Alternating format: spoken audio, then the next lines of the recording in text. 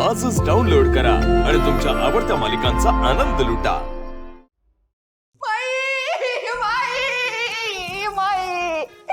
असं कसं झालं बाई? बाई आपली तारा आपल्याला सोडून कशी गेली बाई? बाई तुमच्या सोबत कसं झालं? जयंती बाई मी ऐकलं ना, माझ्या काळजावर असे गरम गरम सुचवल्यासारखं झालं हो बाई. काय याचा पाप केला असेल तुम्ही म्हणून हे दिवस बघायला लागतात तुम्हाला बाई? कसं होणार आता तुमचं? कसं होणार सांगा ना? तुमच्या वंशाचा दिवा वजे घराण्याचं भविष्य तुम्हाला सोडून गेलं बाई. कोण राखणार तुमचा मान सन्मान आता पुढं? जिची कमाई तुम्ही अशी बसून खात होता ती तुमची तारा गेली की हो आपल्या हातातून निघून सोडून बाई.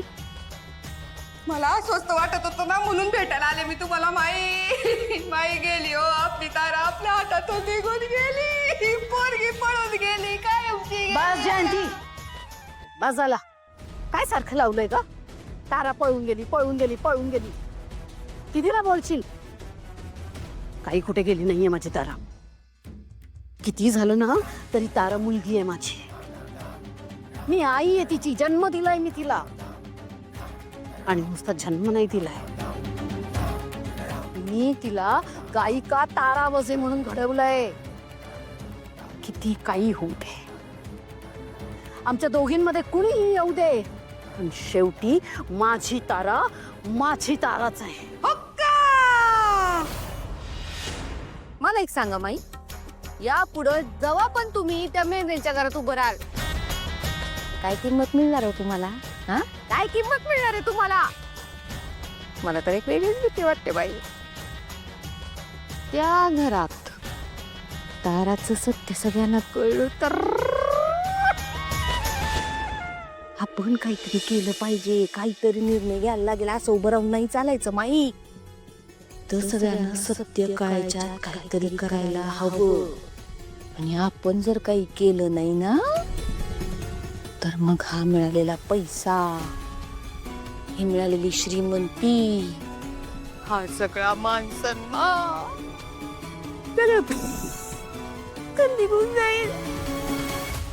तुम्ही 29 रुपयाचा रिचार्ज मारताना म्हणून कर्तव्य होते हे सगळं सांगणं. बाकी माझं काही म्हणणं नाही बाई. तुमचं तुम्ही बघून घ्या.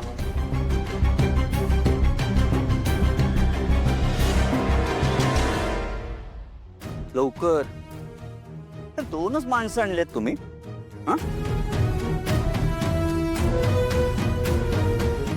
झाली तयारी व्यवस्थित? चोख झाली आहे. तू फक्त एकदा नजर टाक. माझ्या मते तू जे स्पेसिफाय केलेलं सगळं केलेलं आहे.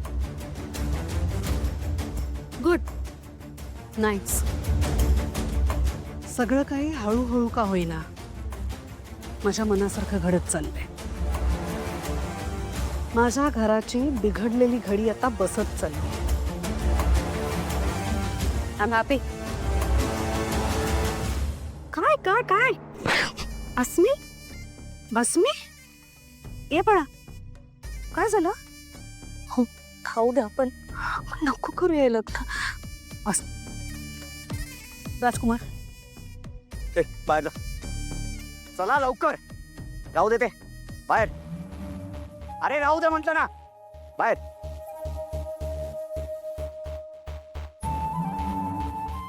काय झालं सांग मला. रडायचं नाही. काय झालं सांग. त्याची इच्छा नाही हो माझ्याशी लग्न करायची. या घरात काय भविष्य असेल माझं? त्याच्याशी लग्न करून काय मिळवणार आहे? संपूर्ण आयुष्य घालवायचंय त्याच्यासोबत. कुठल्या आशेवर घालू? मला भीती वाटते. ती मुलगी तिने येऊन काही केलं तर मला राहू दे. आपण नको करूया प्लीज. काही होणार नाही. अजिबात रडायचं नाही. ती मुलगी आता परत या घरात येणार नाहीये. ती गेली आहे ना, ती कायमची गेली आहे. Trust me. आता तिचा विचार अजिबात करायचा नाही. सारंगचं तिच्याबरोबरचं लग्न माझ्या मनाविरुद्ध झालं होतं. आणि ते लग्न सुद्धा मला, सारंगला, आपल्याला सगळ्यांना फसवून केलं होतं. माहितीये ना तुला? सारंगचं तिच्यावर अजिबात प्रेम नाहीये.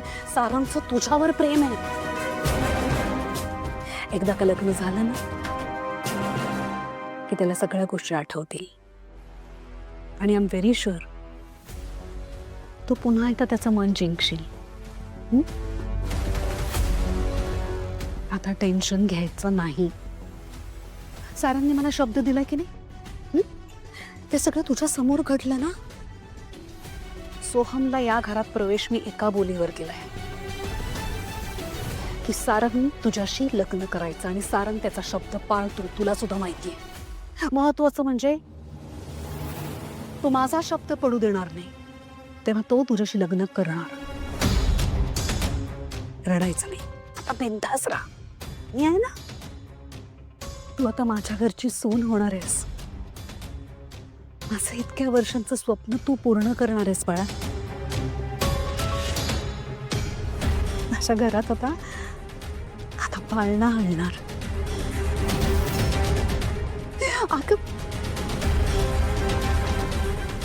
सगळं छान होईल बघ. सगळं छान होईल.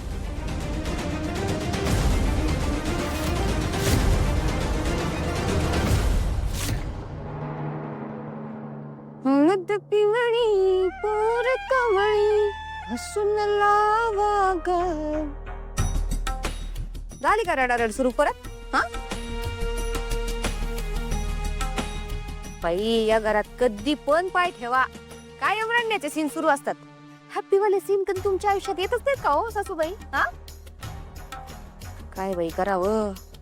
ते नाही का ब्लॅक अँड व्हाईट सिनेमे असतात, त्यातली ती गरीबडी फॅमिली असते, एकदम तंतोतंत तस्सच्या तस्स कास्टिंग असतो. मी लोक ऐका ऐका, मी काय म्हणते ते जरा ऐका.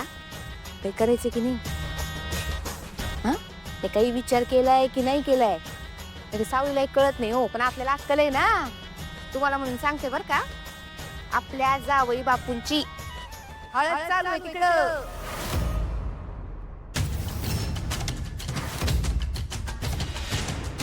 काय?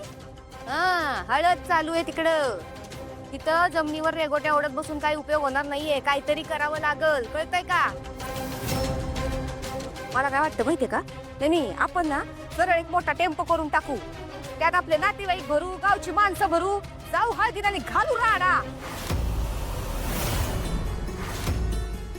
जयंती, तू नाक खुपसू नको मध्ये. हा निर्णय सावलीचा आहे. सावली जे म्हणेल तेच होईल. त्यांच्या घरात काय चाललंय याची आपल्याला काहीच कल्पना नाही. आपण आपलं बघू, ते त्यांचं बघतील. बस आपण काहीतरी करायला जायचो आणि व्हायचं वाटोळ. काय वाटोळ व्हायचं राहिले अजून? तुमची बहीण सासर सोडून इथं माहेर येऊन बसलीये, याच्याहून काय वाटोळ होणार आहे अजून?